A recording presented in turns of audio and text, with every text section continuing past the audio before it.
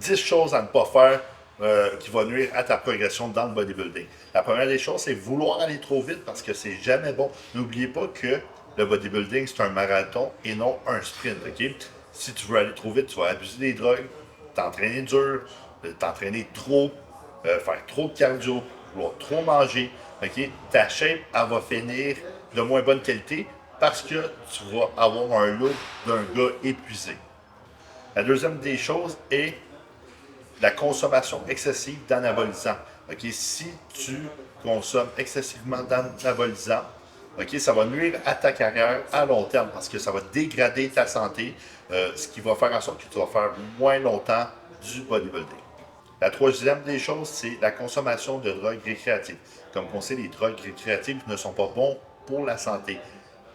Puis en plus, le lifestyle de bodybuilding, c'est pas le meilleur pour la santé.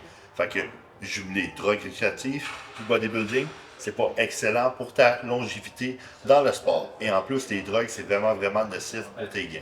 La quatrième des choses, ça serait l'abus d'alcool. Fait que si tu aimes faire le party, aller te saouler ici et là, et tu prends des stéroïdes anabolisants qui sont très nocifs pour le foie, ils mangent des quantités énormes de nourriture pour avoir des gains de malade, ben c'est pas recommandé parce que l'abus d'alcool augmente les risques de problèmes et de cirrhose au foie et la nourriture aussi quand on mange excessivement et les anabolisants. Fait que c'est trois causes qui vont endommager ton foie.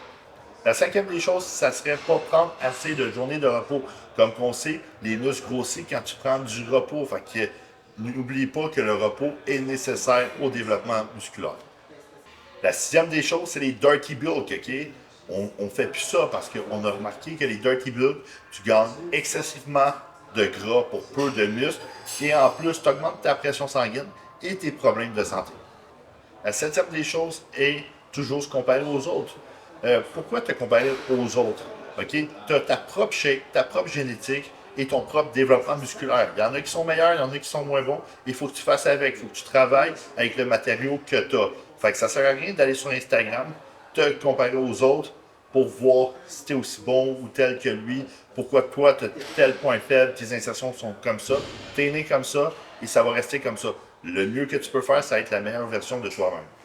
La huitième des choses, ça serait de ne pas engager de coach. Okay? Moi, personnellement, c'est un de mes regrets. Au début de ma carrière, je n'ai pas engagé de coach. Fait que je progressais peu. Okay? Quand j'ai eu un coach, je me suis mis à progresser énormément. Okay? Parce que souvent, les gens préfèrent acheter une fiole de test, un kit de GH, puis je comprends ça. Okay? Mais tu es mieux d'engager un coach et tu vas avoir une meilleure progression que ton kit de GH. La neuvième des choses, c'est d'écouter l'avis de tout le monde, OK? D'écouter l'avis de quelqu'un ici, un de tes amis, un proche. Si tu écoutes l'avis de tout le monde, OK, tu risques de prendre un petit peu d'ici, un petit peu par-ci, puis au final, OK, je parle par expérience, tu risques de ne pas arriver en shape sur le stage. La dixième des choses, ça serait de ne pas te mettre d'objectifs assez grands. OK? C'est vraiment important de viser grand. Si tu vises pas grand, tu n'atteindras jamais tes objectifs. Fait que, comme moi, par exemple, je vise le stage d'Olympia.